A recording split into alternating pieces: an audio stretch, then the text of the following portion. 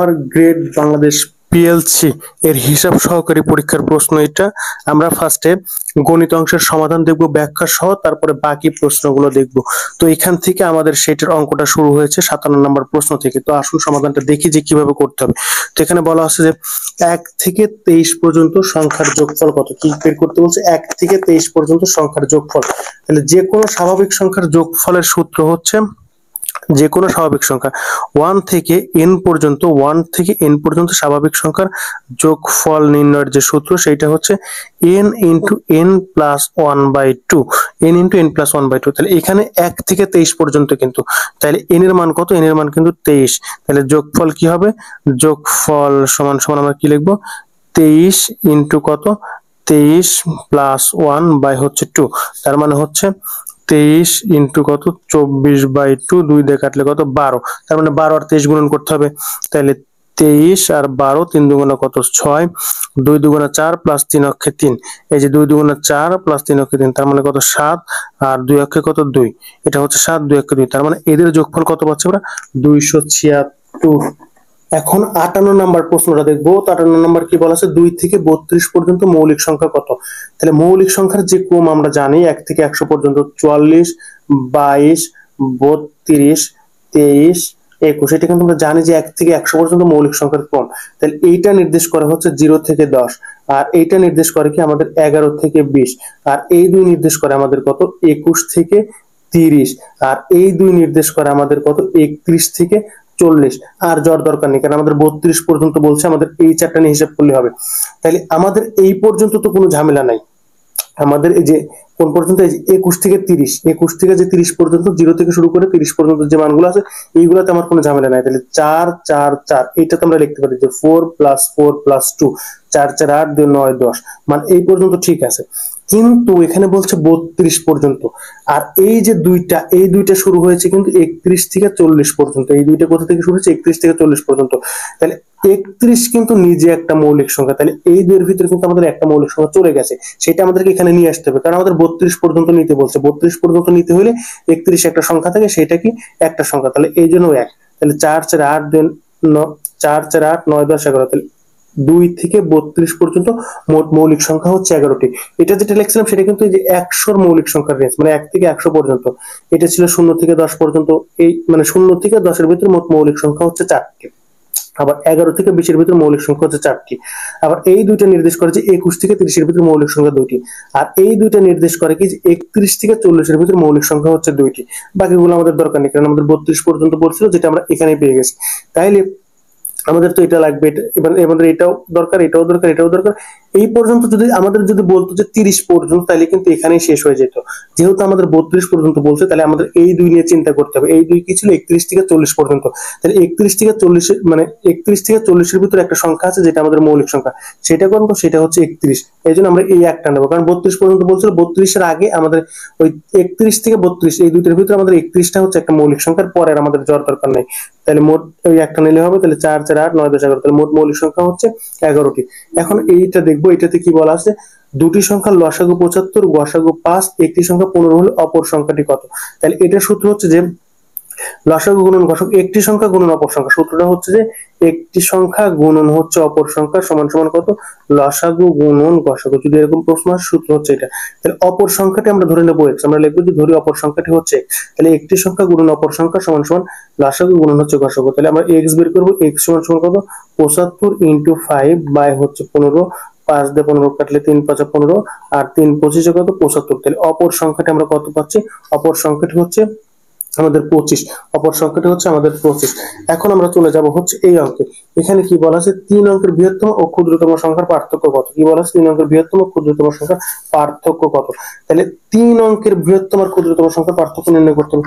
তাহলে 3 অঙ্কের বৃহত্তম সংখ্যা কোনগুলো? এইটাকে আমাদেরকে বের করতে হবে। 3 অঙ্কের বৃহত্তম সংখ্যা হচ্ছে 3টা 9। এই 3টা 9 হচ্ছে 3 অঙ্কের বৃহত্তম সংখ্যা। আর 3 অঙ্কের ক্ষুদ্রতম সংখ্যা হচ্ছে 100, মানে একটা 1 আর পরে দুইটা 0। এইটা হচ্ছে 3 অঙ্কের বৃহত্তম সংখ্যা, আর এটা হচ্ছে 3 অঙ্কের ক্ষুদ্রতম সংখ্যা। তাহলে এদের কি চেয়েছে? এদের পার্থক্য। তাহলে এদের পার্থক্য কত? 0 থেকে 9 বিয়োগ করলে 9, 0 থেকে 9 বিয়োগ করলে 9, 1 থেকে 9 বিয়োগ করলে কত হচ্ছে? 8। তাহলে 899। তাহলে এদের পার্থক্য কত হচ্ছে? এদের পার্থক্য হচ্ছে 899। এখন আমরা এই প্রশ্নটা দেখবো। এখানে বলছে একটি সংখ্যার অর্ধেক, একটি সংখ্যার অর্ধেক তার 1/3 হচ্ছে 17 বেশি সংখ্যাটি কত? তাহলে আমরা সংখ্যাটি কিন্তু জানি না, তাহলে আমরা ফার্স্টে এভাবে লিখবো যে ধরি সংখ্যাটি হচ্ছে এক্স। কি লিখবো? যে ধরি সংখ্যাটি হচ্ছে এক্স। তাইলে একটি সংখ্যার অর্ধেক তার মানে এক্স এর অর্ধেক, তার 1/3 হচ্ছে 17 বেশি, তাহলে তার 1/3 কত? x/3, 1/3 হচ্ছে 17 বেশি, তার মানে হচ্ছে x/3 + 17। এটা হচ্ছে শর্ত মতে। আমি বুঝাইতে পারছি কিনা বিষয়টা আমি আরেকবার বলে দিচ্ছি।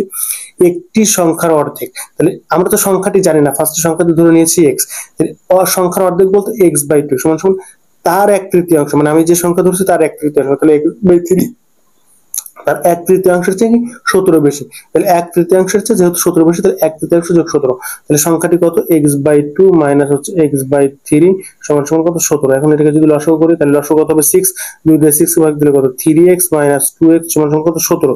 তাহলে 17 আর 6 গুণন করলে 6 7 42, 2 হাতে মানে 4, 6 6 7 8 9 10, তার মানে হচ্ছে 102। তাহলে x সমান সমান কত? 102। তাহলে সংখ্যাটি হচ্ছে 102, অপশন নাম্বার হচ্ছে গ। এখন আমরা এই প্রশ্ন দেখব। এই প্রশ্নের একটা সিরিজ দেওয়া আছে, বলছে পরবর্তী সংখ্যাটি কত। তাহলে সিরিজটাকে ফার্স্টে লিখি। সেটা একটা 62 নম্বর প্রশ্ন। সেটা সিরিজটা কত?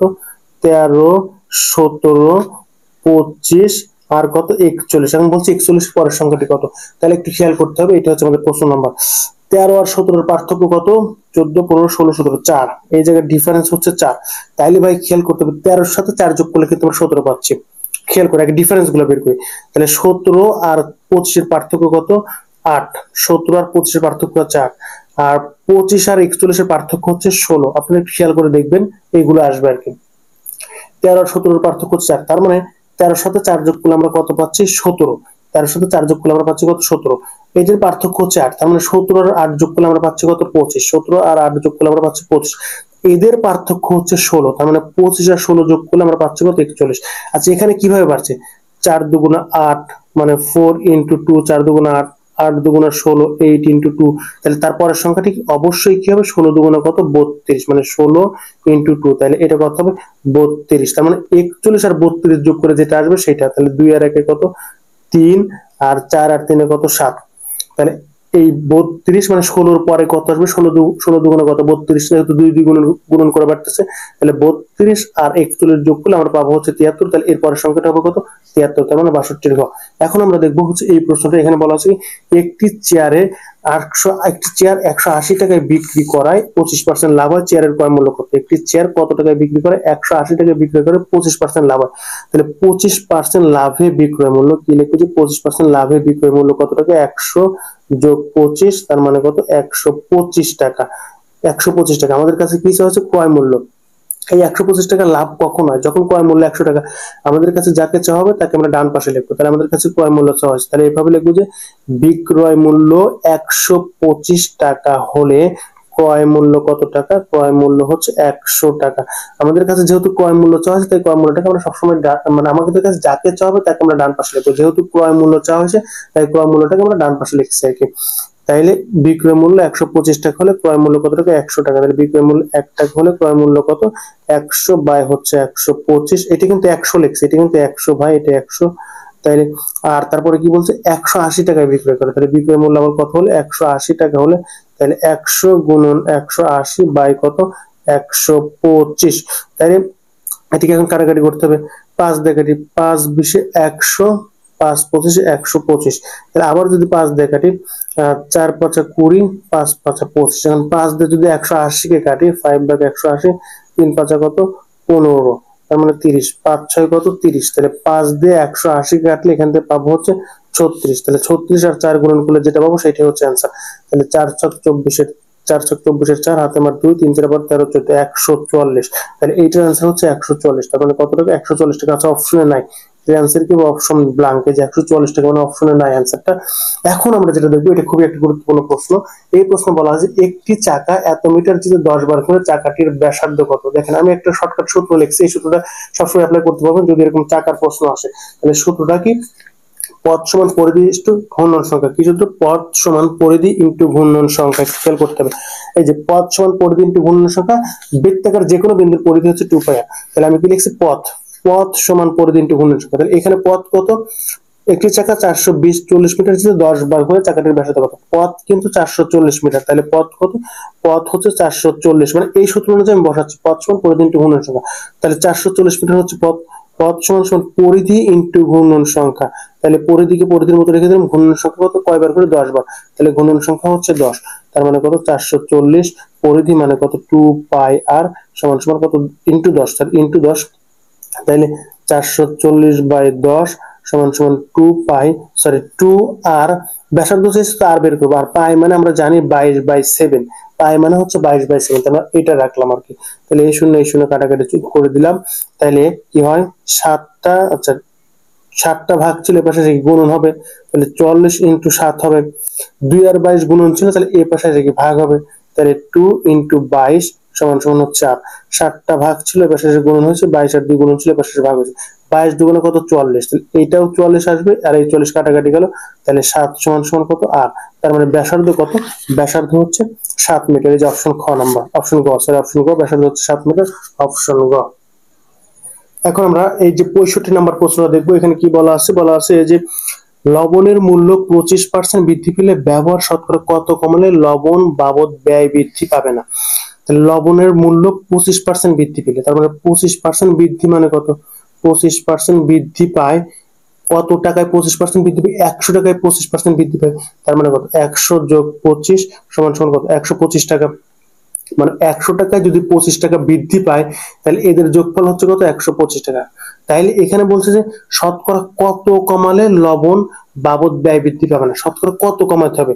তাহলে 125 টাকায় কমাতে হবে 25 টাকা, তাহলে কি হবে? 125 টাকায় কমাতে হবে 25 টাকা, কমাতে হবে কত টাকা? 25 টাকা। আমি বুঝাইতে পারছি কিনা আমি আরেকবার বলে দিচ্ছি। 100 টাকায় যদি 25 টাকা বৃদ্ধি হয়, তাহলে টোটাল বৃদ্ধি কত? 125 টাকা। তাহলে 125 টাকা বৃদ্ধি হয়েছে কত টাকা? মানে 100 টাকা বৃদ্ধি হয়েছে 25 টাকা, তাহলে টোটাল বৃদ্ধি হচ্ছে কত টাকা? 125 টাকা। তাহলে 125 টাকা কমাতে হবে কত টাকা? 25 টাকা, তাহলে তো আমরা 100 পাবো।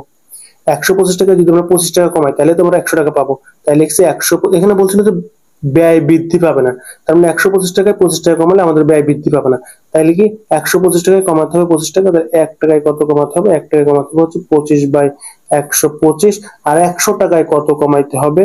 100 টাকায় কমাতে হবে হচ্ছে 25 × 100 বাই কত? 125, তাহলে 5×25 100, 5×20 হচ্ছে 100, তাহলে 20 টাকা কমাইতে হবে আমাদেরকে। কয় টাকা কমাইতে হবে? 20 টাকা, 20% বা পার্সেন্টেজ দিলে হবে, 20 টাকা দিলে হবে।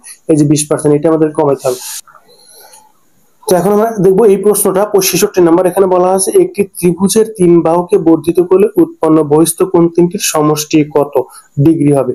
তাইলে আমরা যদি এই একটা ত্রিভুজ নেই, তাহলে ত্রিভুজের ভিতরের কোণগুলোকে ধরে নিলাম, এটা হচ্ছে এ, এটা হচ্ছে বি, এটা হচ্ছে সি। তাহলে আমরা জানি যে ত্রিভুজের 3 কোণের সমষ্টি কত? 180 ডিগ্রি। তাহলে এটা লিখতে পারি যে a + b + c সমান সমান হচ্ছে 180 ডিগ্রি। কোনো সমস্যা নেই, লেখা যাইতেই পারে। ত্রিভুজের 3 বাহুকে বর্ধিত করলে, তাহলে একটু খেয়াল করতে হবে। আমি এখানে ত্রিভুজটা আঁকলাম, ত্রিভুজের 3টা বাহুকে আমরা একটু বর্ধিত করব। তাইলে এই এই বাহুকে যদি আমরা বর্ধিত করি, আমি ধরে নিলাম এই বাহুকে আমি এই দিক বরাবর বর্ধিত করলাম, হ্যাঁ, আর এটা ছিল এই বাহু। এখন এই বাহুকে যেটা করলাম, এই বাহুকে আমি এই দিক বরাবর বর্ধিত করলাম, আর এই যে বাহু, এই বাহুকে আমি এই দিক বরাবর বর্ধিত করলাম। এইগুলো কিন্তু আমাদের বর্ধিত বাহু, একটু খেয়াল করতে হবে। তো এখন যে ঘটনাটা হবে, এই পুরা কোণটা কত? এই কোণটাকে আমরা কত ধরছিলাম? এ ধরছিলাম, রাইট? এখন এই যে পুরা কোণটা, এই সম্পূর্ণ কোণটা কত? এই সম্পূর্ণ কোণটা কত? সম্পূর্ণ কোণটা কিন্তু 180 ডিগ্রি। সম্পূর্ণ কোণটা কত? 180 ডিগ্রি। সম্পূর্ণ কোণটা কত? 180 ডিগ্রি। যদি তাই হয়, তাহলে এই কোণটা কত? এই যে এইটাই হচ্ছে বহিস্থ কোণ, মানে এইটাই হচ্ছে বহিস্থ কোণ এই বাহুর জন্য, মানে এই বাহুর জন্য বহিস্থ কোণ হচ্ছে এটা। তাহলে এইটা কত হবে? সম্পূর্ণটা 180, আর এইটা হচ্ছে, তাহলে এই কোণটা কত? 180 মাইনাসে, কোনো সমস্যা নেই। এই কোণটাকে কত ধরছিলাম ভাই? এই কোণটাকে হচ্ছে বি। তাহলে এই সম্পূর্ণ কোণটা হচ্ছে 180, সম্পূর্ণ কোণটা কত? 180 ডিগ্রি। তাহলে এই অংশটুকু কত হবে? এই অংশটুকু কিন্তু যে বহিস্থ কোণ, এই বহিস্থ কোণ, এটা কিন্তু বহিস্থ কোণ, তাহলে বহিস্থ কোণ কত হবে? 180 মাইনাস বি। আর এই বাহুকে যখন ধরছিলাম, এইটাকে ধরছিলাম আমরা কত? সি। এইটাকে কিন্তু আমরা সি ধরছি। তাইলে এখানে বহিস্থ কতটুকু হয়েছে? এই যে এইটা হচ্ছে, মানে এই বাহুর বহিস্থ কোণ হচ্ছে এটা, এই বাহুর বহিস্থ কোণ হচ্ছে এটা। তাহলে এইখান থেকে শুরু করে এই সম্পূর্ণটা কত? 180, তার এইটুকু আবার সি। তাহলে এই কোণটা কত 180 মাইনাস সি, মানে এই বাহুর যে বহিস্থ কোণ সেটা হচ্ছে 180 মাইনাস এ, আর এই বাহুর যে বহিস্থ কোণ সেটা হচ্ছে 180 মাইনাস বি, সি বাহুর যে বহিস্থ কোণ 180 মাইনাস সি। আমাকে বলছিল কিন্তু বহিস্থ কোণ তিনটির সমষ্টি কত, তাহলে বহিস্থ কোণ তিনটির সমষ্টি, বহিস্থ কোণ হচ্ছে একটা দুইটা তিনটা, তাহলে সমষ্টি কি হবে 180 minus A plus 180 minus B plus 180 minus C. তাহলে এ তিনটে 180 কে যোগ করলে আমরা পাচ্ছি হচ্ছে 540, মাইনাসটা কমন নিলে এখানে লিখতে পারি যে এ প্লাস বি প্লাস সি। আমরা কিন্তু শুরুতেই লিখে নিয়েছি যে ত্রিভুজের তিন কোণের সমষ্টি কত 180 ডিগ্রি, এটা আমরা জানি। তাইলে এখন এখানে কি বসাবো 540 মাইনাস হচ্ছে 180 সমান সমান কত 360 ডিগ্রি। এই যে এইটাই হচ্ছে আমাদের সেই ত্রিভুজের তিন কোণের সমষ্টি। তাহলে একটা ত্রিভুজের তিনটা বহিস্থ কোণের সমষ্টি, কিন্তু ত্রিভুজের তিনটা কি বহিস্থ কোণ, এই যে বহিস্থ কোণ তিনটির সমষ্টি কত, তাহলে একটা কোণ যোগ দুইটা কোণ যোগ তিনটা কোণ, মানে এইটা একটা কোণ, এইটা একটা বহিস্থ কোণ, এইটা একটা বহিস্থ কোণ, তাহলে তিনটা বহিস্থ কোণকে যোগ করে আমরা পাচ্ছি কত 360 ডিগ্রি। এখন আমরা পরবর্তী প্রশ্ন দেখবো। পরের প্রশ্নে বলা আছে 64কে 7/7:8 অনুপাতে হ্রাস করলে নতুন সংখ্যা কত হবে। তাহলে নতুন সংখ্যা সমান সমান হচ্ছে 64কে এত অনুপাতে হ্রাস করতে হবে, তাহলে 64 ইন্টু কত 7/8, তাহলে 8 8 64 সমান সমান 7 8 কত 56। যদি এরকম বলা থাকে যে এতকে এত অনুপাতে হ্রাস করলে নতুন সংখ্যা কত হবে, তাহলে যাকে বলবে ওইটা ইন্টু ওই অনুপাতটা গুণন দিলে আমরা যেটা পাবো সেটা হচ্ছে আমাদের অ্যান্সার। এখন আমরা পরের প্রশ্ন দেখবো। এখানে বলা আছে যে এত চারটা সংখ্যা দেওয়া আছে, বলছে কোন সংখ্যাটি অন্যান্য সংখ্যা হতে ভিন্ন। এখানে 121টা অন্য সংখ্যা হতে ভিন্ন, কারণ 121 হচ্ছে 11 এর স্কয়ার, 11 এর স্কয়ার হচ্ছে 121, আর এখানে যে বাকি সংখ্যাগুলো আছে এইগুলোকে স্কয়ার করা যায় না, এদের বর্গ সম্ভব না, এই জন্য 121 এদের থেকে ভিন্ন। পরবর্তী যে প্রশ্নটা সেটা দেখবো, এটি ভালো করে খেয়াল করব। এখানে বলা আছে পিতা ও পুত্রের বয়সের সমষ্টি কত 60 বছর। তাদের বয়সের অনুপাত হচ্ছে 7:3, 12 বছর আগে তাদের বয়সের অনুপাত কত ছিল। তাহলে আমরা কিন্তু জানি না, আমরা ফার্স্টে ধরে নেব যে ধরি পিতার বয়স হচ্ছে x বছর আর পুত্রের বয়স কত y বছর, তাদের সমষ্টি দেওয়া আছে। তাহলে প্রথম শর্ত মতে কি যে x প্লাস y সমান সমান হচ্ছে 60, তাদের বয়সের অনুপাত দ্বিতীয় শর্ত মতে কি x বাই y সমান সমান কত 7/3। তাহলে এখান থেকে লিখতে পারি x সমান সমান কত 7y/3, 7y/3 লেখা যায়। এটা হচ্ছে প্রথম শর্ত মতে দ্বিতীয় শর্ত মতে। তাহলে যদি তাই লিখি, তাহলে x সমান, এখন x এর মান আমরা এখানে বসাবো, x এর মান কি এই সমীকরণে বসাবো। তাহলে কি লিখবো যে x এর জায়গায় ওইটা বসাবো যে 7y/3 প্লাস y সমান সমান হচ্ছে 60। তাহলে এটাকে সমাধান করি 3, তার মানে 7y প্লাস 3y সমান সমান হচ্ছে 60, 7 3 কত 10, তাহলে 10y সমান সমান হচ্ছে 3 ইন্টু কত 60, তাহলে y সমান সমান কত 3 ইন্টু 60 বাই হচ্ছে 10, তাহলে কাটাকাটি করলে y এর মান কত পাচ্ছি আমরা 18 পাচ্ছি। যদি y এর মান 18 পাই তাহলে আমাদের x এর মান কত, x সমান সমান আবার আমরা জানি কি 7y/3, তাহলে 7 ইন্টু 18 বাই হচ্ছে 3, 3 দিয়ে 18 কাটলে 3 18 6 7 কত 42 বছর। তাহলে পিতার বয়স কত পাচ্ছি আমরা, পিতা যেহেতু x ধরছিলাম আর x এর মান পাইছি কত 42, তাহলে পিতার বয়স হচ্ছে 42 বছর, আর পুত্রের বয়সকে ধরছিলাম কত y, পুত্রের বয়স কত 18 বছর।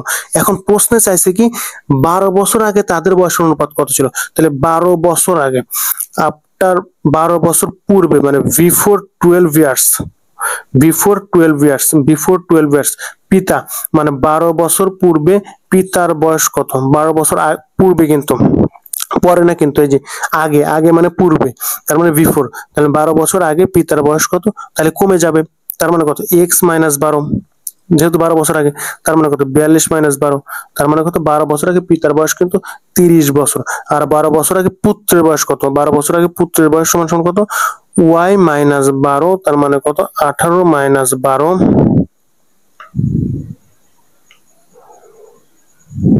6 বছর।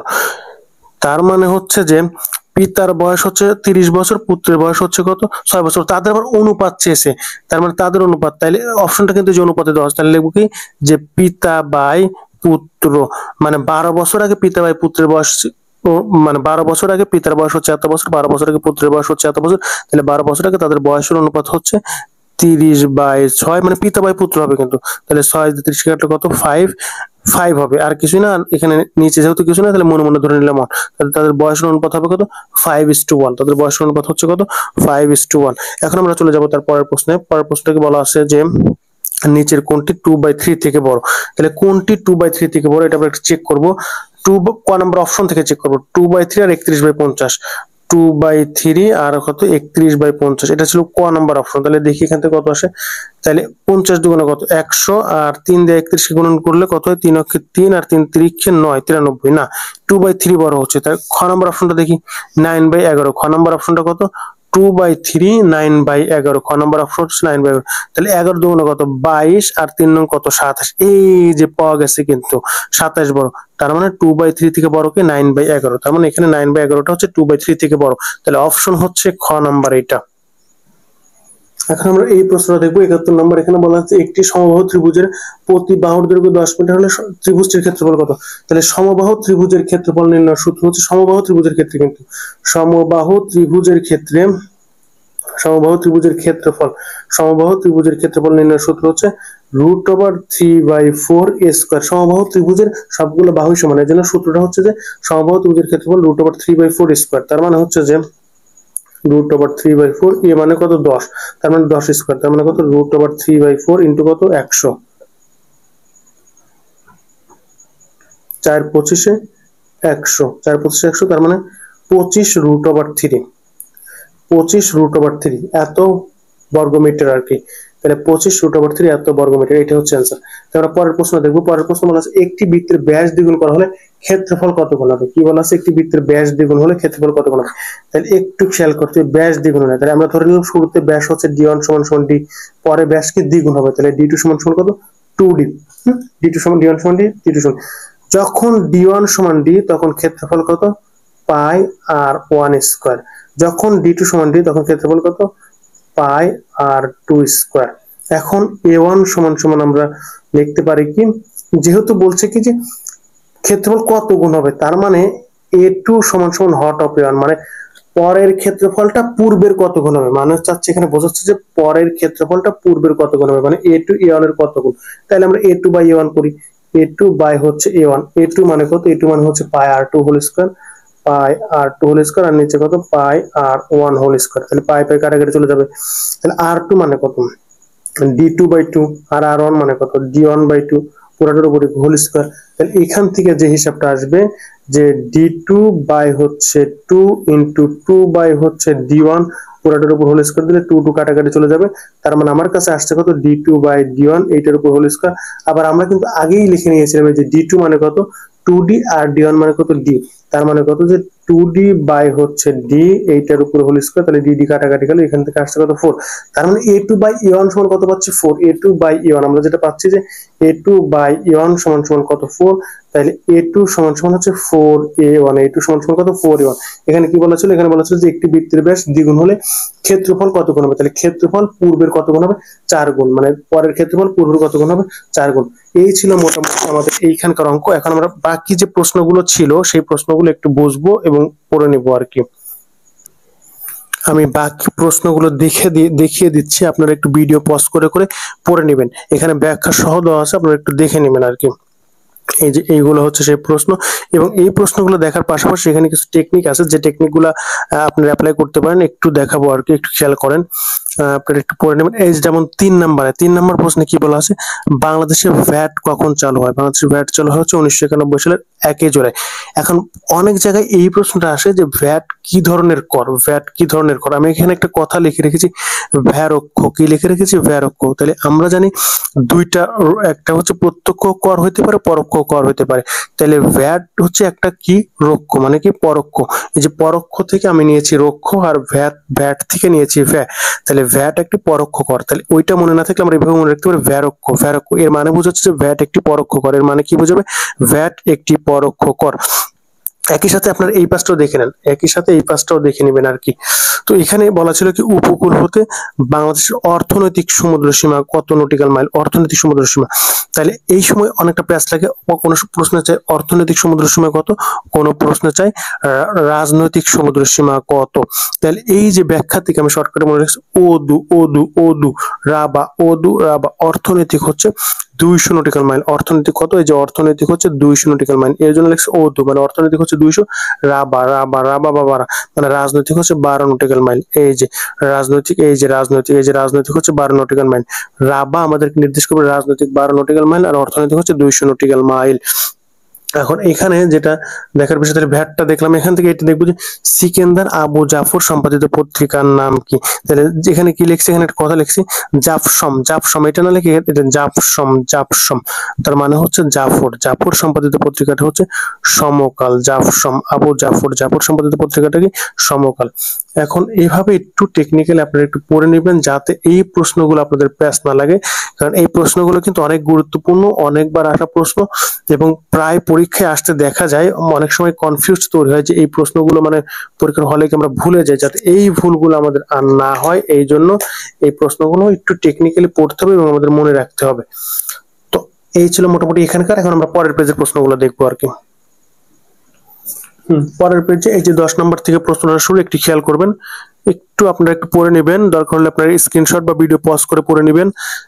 তো যাই হোক, এখানে কোনো টেকনিক আছে কিনা, হ্যাঁ 16 নম্বর একটু খেয়াল করবেন, 16 নম্বরে লেখা আছে কি যে জিগ্যাল, জিগ্যাল, জিগ্যাল মানে হচ্ছে যে এখানে প্রশ্নটা কি যে একটু ধাতুর উপর, একটি ধাতুর উপর জিঙ্কের প্রলেপ দেওয়াকে কি বলে, জিগ্যাল মানে জিঙ্কের প্রলেপ দেওয়াকে গ্যালভানাইজিং বলে, জিঙ্কের প্রলেপ দেওয়াকে গ্যালভানাইজিং বলে।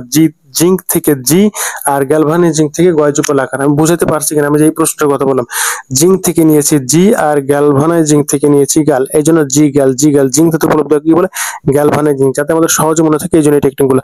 তারপরে কি বলা আছে, এক খণ্ড বরফকে উত্তপ্ত করলে, উত্তপ্ত করে পানিতে পরিণত করলে আয়তন কি হয়। এটা খেয়াল রাখবো যে সবসময় এটা মনে রাখবো যে বরফের আয়তন বেশি, বরফের আয়তন সবসময় কি বেশি হবে, বরফের আয়তন সবসময় কি বেশি হয়, বরফের আয়তন সবসময় বেশি হয়, বরফের আয়তন কি হয় সবসময় বেশি হয়, বরফের আয়তন সবসময় কি বেশি হয়।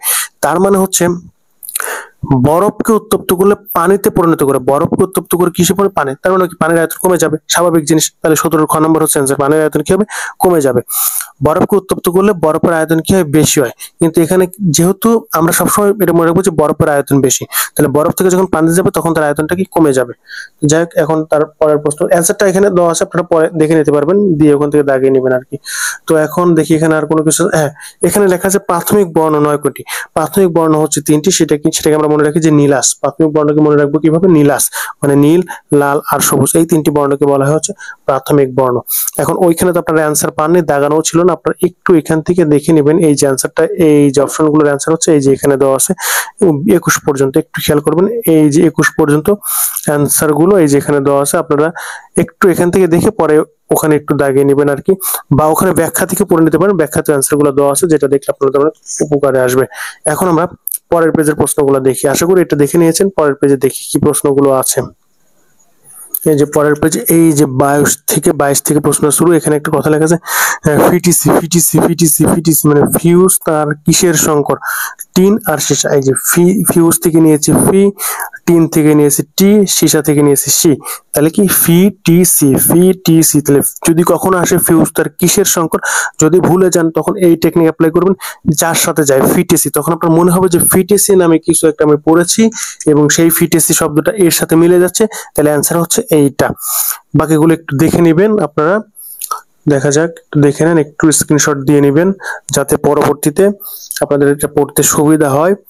একটু পড়ে নেবেন ব্যাখ্যা সহ, আপনাদের যদি অ্যান্সার যদি না পান আপনারা একটু ব্যাখ্যা সহ পড়ে নেবেন, ওর ভিতরে অ্যান্সার সব বলা আছে, তাহলে আর আপনাদের সমস্যা হবে না। আর যদি অ্যান্সারে বেশি সমস্যা হয় পরে অ্যান্সারে যেখানে লেখা আছে আপনারা এখান থেকে দাগিয়ে নেবেন। আর সবসময় এটা মনে রাখবেন যে নদীর পানিতে অক্সিজেন পরিমাণ বেশি থাকে। এই যে লাস্টে যে প্রশ্নটা একটা ব্লু কালার দিয়ে দাগানো আছে মার্কার পেন দিয়ে, আপনারা লিখবেন যে নদীর পানিতে অক্সিজেনের পরিমাণ বেশি থাকে। খুবই গুরুত্বপূর্ণ লাইন, খুবই গুরুত্বপূর্ণ লাইন। আশা করি এটা দেখে নিয়েছেন। এখন আমরা পরের পেজটা দেখবো। এই হচ্ছে আমার পরের পেজ, এই যে 33 নম্বর প্রশ্ন থেকে শুরু, একটু খেয়াল করবেন, একটু দেখে নেন বা স্ক্রিনশট দিয়ে নেন যাতে পরে পড়তে পারেন ব্যাখ্যা সহ, অনেক গুরুত্বপূর্ণ প্রশ্নগুলো। তাহলে 33 নম্বর প্রশ্ন থেকে যেহেতু শুরু, তাহলে খেয়াল করবেন, আমি দিচ্ছি, আমি একটু এগিয়ে দিচ্ছি, দেখেন কি অবস্থা। দেখেন সবগুলো দেখে নেন, তারপর স্ক্রিনশট দিয়ে নেন একটা করে, পরে পড়ে নিতে পারবেন, ব্যাখ্যা সহ দেওয়া আছে, একবার একটু খেয়াল করেন। ওই যে একটা তথ্য লেখা আছে এখানে, একটু খেয়াল করবেন, এখানে লেখা আছে যে উইন্ডোজ কোন ধরনের অপারেটিং সিস্টেম, এটা অনেক গুরুত্বপূর্ণ প্রশ্ন, অনেকবার আসছে আর কি। উইন্ডোজ কোন ধরনের অপারেটিং সিস্টেম, এখন বর্ণভিত্তিক আর চিত্রভিত্তিক না আমাদের প্যাচ লাগে, তাই এইটা মনে রাখার টেকনিকটা হচ্ছে উচি বাচ্চিও, কি লিখছি ভাই, উচি বাচ্চিও, উচি বাচ্চিও, উচি বাচ্চিও, যে কোনো একটা বললে হবে। উইন্ডোজ কোন ধরনের অপারেটিং সিস্টেম, হয় চিত্রভিত্তিক, চিত্রভিত্তিক, তাহলে উচি, উচি মনে রাখলে আমাদের হয়ে যাবে, আর কিছু দরকার নেই। উচি, উচি মানে চিত্রভিত্তিক, উইন্ডোজ হচ্ছে অপারেটিং সিস্টেম, উচি, উইন্ডোজ কোন অপারেটিং সিস্টেম, উচি মানে চিত্রভিত্তিক। আশা করি এটা দেখে নিয়েছেন। এখন পরের পেজটা দেখব। এই হচ্ছে আমাদের পরের পেজটা, একটু খেয়াল করবেন। দেখে স্ক্রিনশট দিয়ে নেন যাতে আপনাদের অনেক উপকারে আসে। ব্যাখ্যা সহ পড়ে নেবেন, অ্যান্সার নাই তো সমস্যা নাই, ব্যাখ্যা আছে। ব্যাখ্যা যদি বুঝতে না পারেন পরে লাস্টের ওই পেজের লাস্টে যখন চলে আসবো তখন অ্যান্সার গুলো পাবেন, তখন সেখান থেকে টুকে নিতে পারবেন আর কি। একটু খেয়াল করবেন। একটি স্ক্রিনশট দিয়ে নেবেন, অবশ্যই পড়ে নেবেন। প্রশ্নগুলো খুবই গুরুত্বপূর্ণ, বারবার আসা প্রশ্ন, প্রতি পরীক্ষায় আসতে দেখা যায়। বিগত সালের প্রশ্নগুলো অনেকেই পড়তে চায় না, কিন্তু এটা অনেক উপকারী এবং ব্যাখ্যা সহ পড়তে পারলে খুবই ভালো, কারণ এইগুলোই বারবার ঘোরাফেরা করে আর কি। এখন আমরা পরের পেজে যাব। এখানে ওই প্রশ্ন 55-56 নম্বর দুইটা প্রশ্ন আছে, বাকিগুলো হচ্ছে অঙ্ক, যেগুলো আপনারা দেখেছেন। অঙ্কগুলো আমি আর এখানে না দেখাই, তো আপনারা দেখে নিয়েছেন অঙ্কগুলোর সমাধান। এখন আমরা তার পরের প্রশ্নগুলো দেখবো আর কি। এই যে এইটা ছিল সবার শেষের পেজ, আপনারা একটু 76 নাম্বার থেকে খেয়াল করেন, কারণ এই দুইটা হচ্ছে অঙ্ক। 76 নাম্বার থেকে খেয়াল করেন। আচ্ছা, এখানে দেখতে থাকেন। আচ্ছা, এখানে একটা কথা লেখা আছে, জুজু জাজা কাইফরা। এটা কি লেখা আছে? জুজু জাজা কাইফরা। এর মানে হচ্ছে G7 ভুক্ত যতটি দেশ আছে, মানে G7 এর সদস্য যতটি দেশ, সেইটা হচ্ছে এটা। জুজুতে কি? যুক্তরাষ্ট্র, যুক্তরাজ্য। জাজাতে কি? Germany, Japan. আর কাইফা মানে কত? কানাডা, তারপরে হচ্ছে Italy, France. Canada, Italy, France. কাইফা মানে কানাডা, ইতালি, ফ্রান্স। এই যে এই 7টা দেশের নাম সহজে মনে রাখার জন্য এটা লেখা হয়েছে। G7 মানে কি? জুজু জাজা কাইফা। তো আশা করি এটুকু দেখে নিয়েছেন। এখন আমরা নিচের অংশে যাব।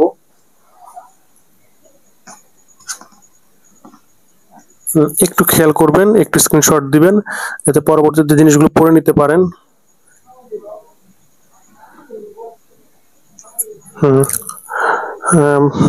একটু স্ক্রিনশট দিয়ে নেবেন। এই ছিল মোটামুটি আমাদের 80টা প্রশ্ন। এই 80টা প্রশ্ন থাকে, প্রশ্নগুলো গুরুত্বপূর্ণ, পড়ে নেবেন, পরের যে কোনো পরীক্ষার জন্য আপনাদের কাজে আসবে আর কি। আশা করি আপনারা অঙ্কগুলো বুঝতে পারছেন, আর যে ব্যাখ্যাগুলো আমি বই থেকে দেখালাম সেগুলো আপনারা নিজেরা পড়ে নেবেন। এগুলো আসলে বোঝানোর কিছু নাই, বিশেষ করে অঙ্কটাই বেশি গুরুত্বপূর্ণ। ইংলিশটা বোঝার আছে, সবগুলো বোঝার আছে, কিন্তু তারপর আপনারা নিজ দায়িত্বগুলো পড়ে নেবেন। আর ভিডিওর স্ক্রিনে যে প্লে লিস্ট বা ভিডিওগুলো দেখানো হচ্ছে আপনারা চাইলে সেগুলো দেখে নিতে পারেন, অথবা চাইলে এই চ্যানেলের প্লে লিস্টে গিয়েও ঘুরে আসতে পারেন। আর চাইলে পারলে এই চ্যানেলটা সাবস্ক্রাইব করে রাখতে পারেন, কারণ প্রতিনিয়ত এই চ্যানেলে বিভিন্ন চাকরির পরীক্ষার গণিতের সমাধান দেওয়া হচ্ছে, যা দেখলে আপনাদের অবশ্যই অনেক উপকারে আসবে।